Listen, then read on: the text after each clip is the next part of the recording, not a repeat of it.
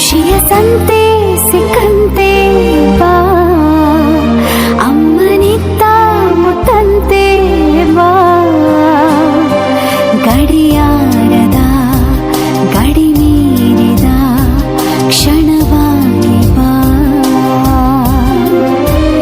ಮಡಿಯಂತೆ ಬಾ.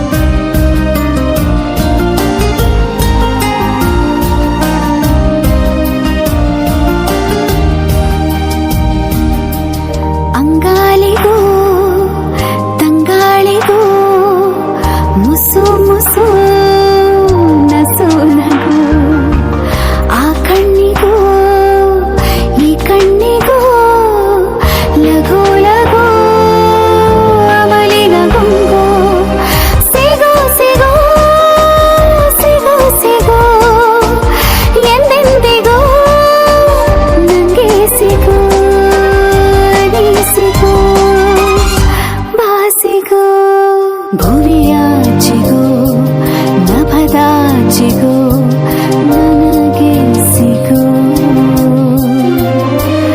ಮಳೆಯಂತೆ ಬಾ.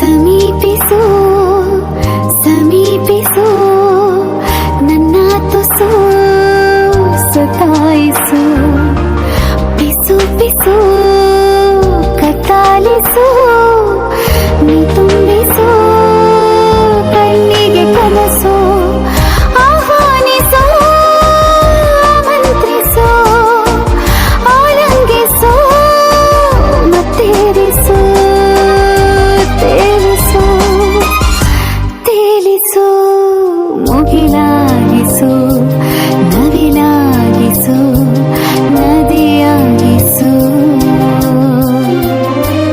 ಮಡಿಯಂತೆ ಬಾ, ಬೆಳಕಂತೆ ಬಾ.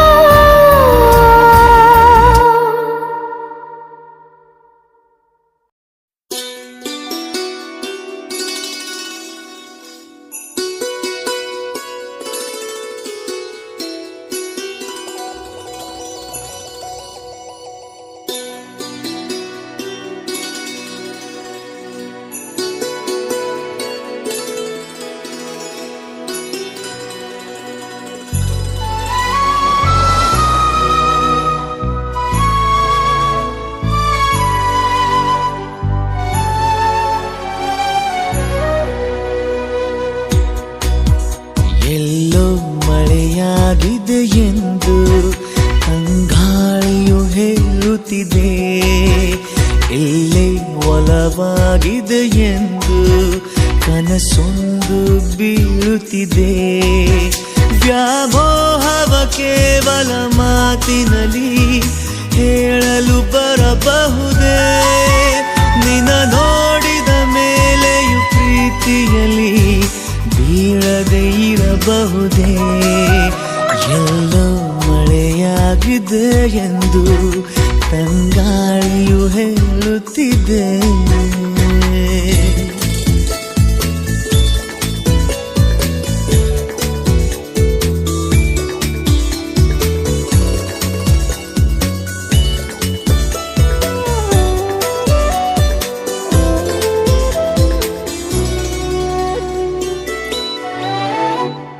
ಕಣ್ಣಲ್ಲಿ ಮೂಡಿದೆ ಹನಿಗವನ, ಕಾಯಿಸಿ ನೀ ಕಾಡಿದರೆ ನೂತನ ಭಾವದ ಆಗಮನ. ನೀ ಬಿಡದೆ ನೋಡಿದರೆ ನಿನಧಾನದಿ ನಿನ್ನದೆ ತೋಳಿನಲ್ಲಿ ಹೀಗೆಯೇ ಇರಬಹುದೇ ಈ ಧ್ಯಾನವ ಕಂಡರೆ ದೇವರಿಗೂ ಕೋಪವು ಬರಬಹುದೇ ಎಲ್ಲೋ ಮಳೆಯಾಗಿದೆ ಎಂದು ತಂಗಾಳಿಯು ಹೇಳುತ್ತಿದ್ದೆ ಎಲ್ಲಿ ಒಲವಾಗಿದೆ ಎಂದು ಕನಸೊಂದು ಬೀಳುತ್ತಿದ್ದೆ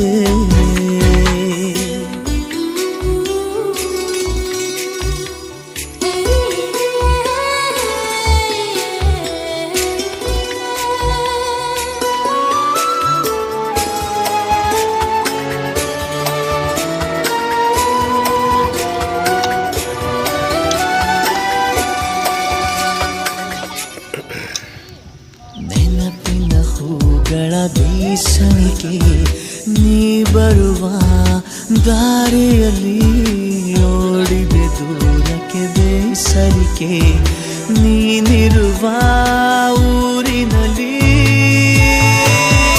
ಅನುಮಾನವೇ ಇಲ್ಲದೆ ಕನಸಿನಲ್ಲಿ ಮೆಲ್ಲಗೆ ಬರಬಹುದೇ ಅಲೆಮಾರಿಯ ಹೃದಯದ ಡೇರೆಯಲ್ಲಿ ನೀನು ಇರಬಹುದೇ ಎಲ್ಲೋ ಮಳೆಯಾಗಿದೆ ಎಂದು ತಂಗಾಳಿಯು ಹೇಳುತ್ತಿದ್ದೆ ಇಲ್ಲೇ ಒಲವಾಗಿದೆ ಎಂದು ಕನಸೊಂದು ಬೀಳುತ್ತಿದೆ ವ್ಯಾಮೋಹವ ಕೇವಲ ಮಾತಿನಲ್ಲಿ ಹೇಳಲು ಬರಬಹುದೇ ನಿನ್ನ ನೋಡಿದ ಮೇಲೆಯೂ ಪ್ರೀತಿಯಲ್ಲಿ ಬೀಳದೆ ಇರಬಹುದೇ ಎಲ್ಲೋ ಮಳೆಯಾಗಿದೆ ಎಂದು ತಂಗಾಳಿಯು ಹೇಳುತ್ತಿದೆ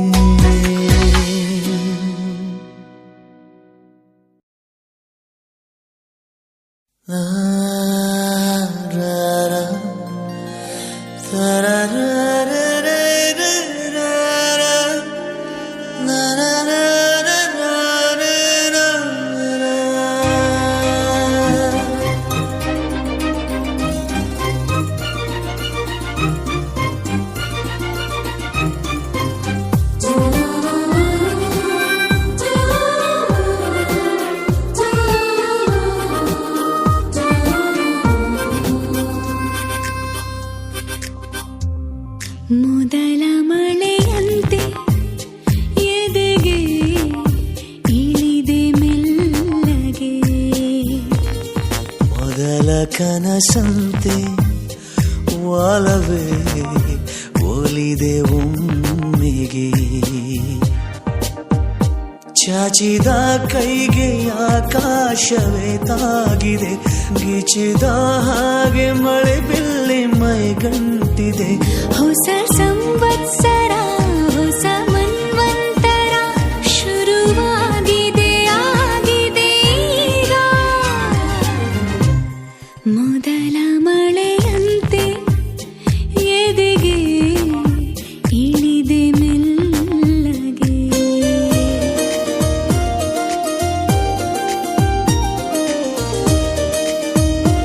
ನೀವು ಇವತ್ತು ಈ ಕಾರ್ಯಕ್ರಮದಲ್ಲಿ ಯಾಕೆ ಭಾಗವಹಿಸಿದ್ರಿ ಏನಕ್ಕೋಸ್ಕರ ಬಂದಿದ್ದೀರಾ ನೀವು ಇಲ್ಲಿ ಗಿಡ ನೆಡೋ ಕಾರ್ಯಕ್ರಮ ಇರ್ತದೆ ಅದಕ್ಕೋಸ್ಕರ ಬಂದಿದ್ದೀರಾ ಯಾವ ಕಾರಣದಿಂದ ಗಿಡ ನೆಡ್ತಾ ಇದ್ದೀರಾ ಏನು ಉದ್ದೇಶ ಮಗನ ಮದುವೆ ಆದ ದಿವಸ ಅದಕ್ಕಾಗಿ ಒಂದು ಉತ್ತಮವಾದ ಉದ್ದೇಶ ಇಟ್ಕೊಂಡು ಹೌದಾ ಇಲ್ಲೆಲ್ಲ ಯಾರ್ಯಾರು ಬಂದಿದ್ದಾರೆ ಅವ್ರಿಗೆಲ್ಲ ಏನು ಹೇಳಲಿಕ್ಕೆ ನೀವು ಇಷ್ಟಪಡ್ತಿದ್ರಿ ಎಲ್ಲರಿಗೆ ನಮ್ಮ ಕೆ ವಿ ವರ್ಗದವ್ರ ಎಲ್ಲ ಅವ್ರು ಬಂದಿದ್ದು ಸಂತೋಷ ಹೌದಾ ಇವತ್ತು ಎಷ್ಟು ಗಿಡಗಳನ್ನು ನೆಡಬೇಕಂತ ಅನ್ಕೊಂಡಿದ್ದೀರಾ ಇವತ್ತು ಒಂದು 100 ಗಿಡಗಳು ಅಂದಾಜು 100 ಮೇಲೆ ಆಗ್ತದೆ 100 ಗಿಡಗಳನ್ನು ನೆಡ್ತಾ ಇದ್ದೀರಾ ಹಾಂ ಓಕೆ ಮತ್ತು ಈ ಸಂದರ್ಭದಲ್ಲಿ ನೀವು ಇಲ್ಲಿ ಬಂದಿರೋರಿಗೆ ಏನೆಲ್ಲ ಹೇಳಲಿಕ್ಕೆ ಇಷ್ಟಪಡ್ತೀರಾ ಬಂದದ್ದು ಭಾಳ ಸಂತೋಷ ಆಯಿತು ಎಲ್ಲ ಅಣ್ಣ ತಮ್ಮನವರು ಇಷ್ಟ ಬೆಳ್ಕೊಂಬಂದಿವಿ ಯಾವಾಗ ಗಿಡ ನೆಡೋದು ಒಳ್ಳೇದಾಗ್ತದೆ ಒಳ್ಳೇದು ಮಾಡ್ರಪ್ಪ ಎಲ್ಲ ಒಳ್ಳೇದು ಮಾಡ್ರಿ ಓಕೆ ಈಗೇನು ಮಾಡ್ತಾ ಇರ್ತಕ್ಕಂಥ ಕಾರ್ಯಕ್ರಮ ಅತ್ಯಂತ ಉತ್ಕೃಷ್ಟವಾಗಿರ್ತಕ್ಕಂಥದ್ದು ಉತ್ತಮವಾಗಿರ್ತಕ್ಕಂಥ ಕಾರ್ಯಕ್ರಮ ಇವರೆಲ್ಲರಿಗೂ ನಾನು ನಮ್ಮ ಒಂದು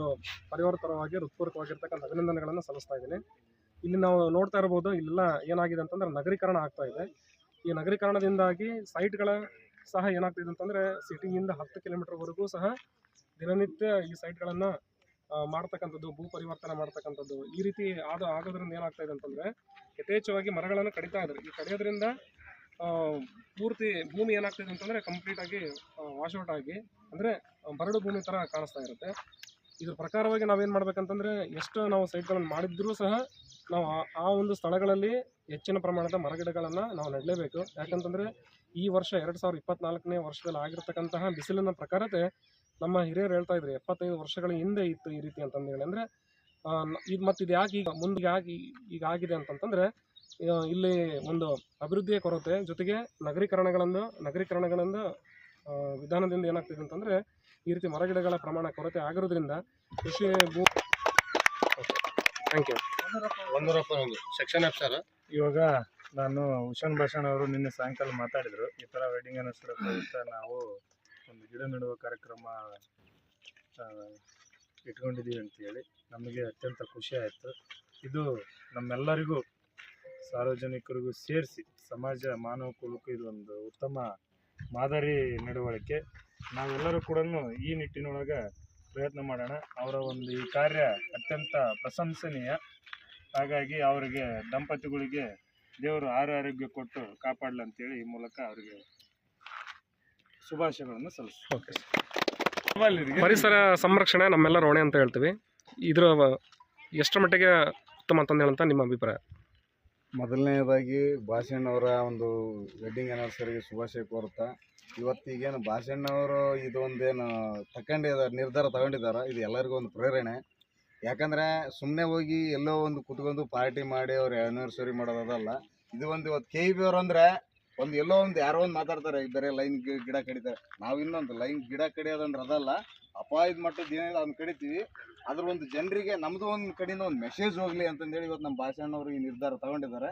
ಇನ್ನು ಯಾವುದೇ ಶಿವಮೂರ್ತಿ ಅಣ್ಣವ್ರು ಹೇಳಿದರು, ಏನೇ ಹುಟ್ಟಿದ ಹಬ್ಬ ಇರಲಿ ಏನೇ ಇರಲಿ ಈ ಥರ ಮಾಡಂತ. ಈಗ ನಮಗೆಲ್ಲರಿಗೂ ಒಂದು ಸ್ಫೂರ್ತಿ ಆಯಿತು.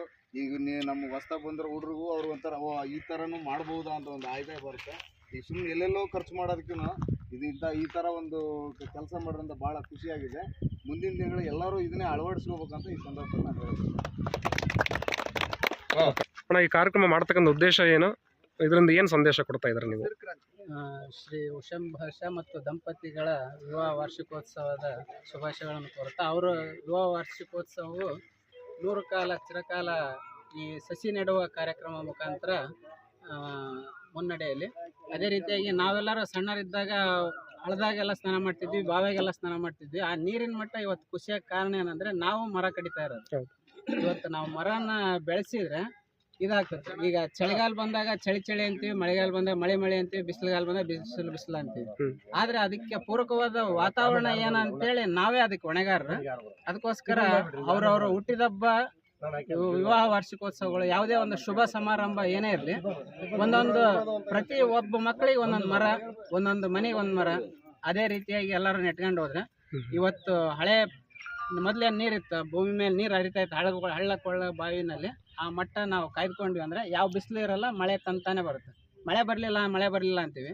ನಾವು ಗಿಡ ಕಡಿತಾ ಇದ್ದೀವಿ, ಮನೆ ಕಟ್ಸ್ತಿದ್ದೀವಿ, ಎಲ್ಲ ಬಳಸ್ತಾ ಇದ್ದೀವಿ. ಆದರೆ